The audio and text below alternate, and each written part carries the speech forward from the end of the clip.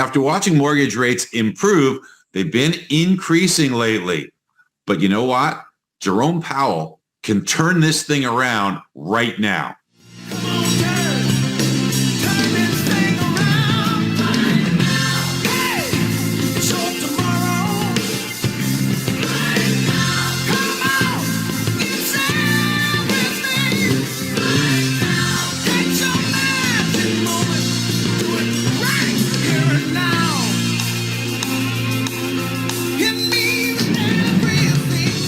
Good morning, everyone. Mortgage-backed securities, they're up slightly. They're up 3 basis points, but they are some really important levels, especially on that 10-year Treasury at 3.1%. I'm going to take you to that in just a moment, but Jerome Powell can turn this thing around right now because Jackson Hole Symposium is underway. Jerome Powell will be speaking tomorrow morning at 10 a.m.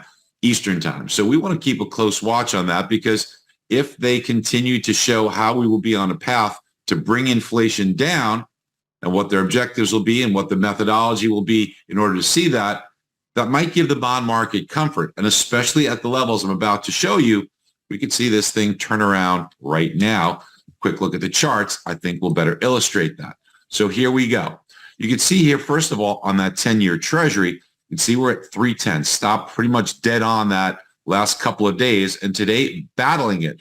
We don't want to see a departure from this level because that's going to bring us to around 3.25. And the key will be Jerome Powell. If the Fed can comfort the bond market, we can see a return. Now, why is this so important? Because yields are very overbought here. You see the stochastics extremely overbought.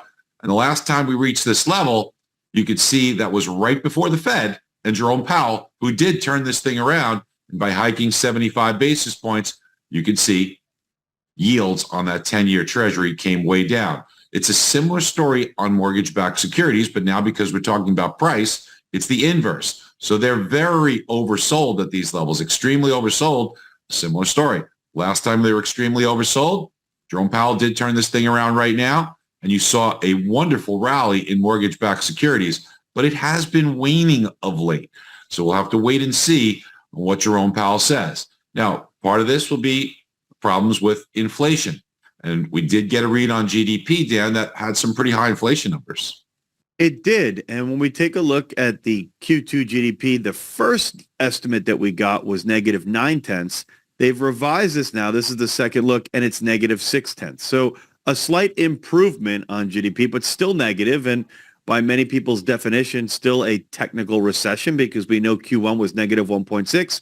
And now we are at negative 0.6. Remember, there will be one more reading on this, the final reading that we will get next month. So we'll know exactly where we ended up in Q2.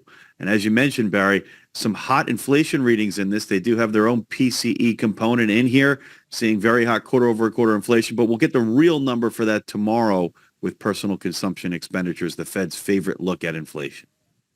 And we know another thing that the Fed is looking at is jobs. And today we got initial jobless claims. Those are individuals filing for unemployment benefits for the first time, which was down 2K to 243,000.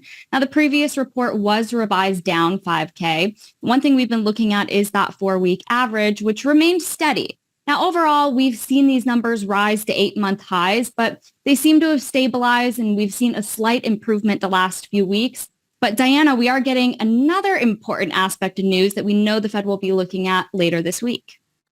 That's right. Tomorrow morning, as Dan mentioned, we'll get PCE for July ahead of Powell's talk at the symposium. But before that, this afternoon at 1 o'clock Eastern time, there will be a 7-year note auction, and it could cause some movement in the market if the results are a big surprise. And we'll get a grading from our very own Bill Hagman after the results come out.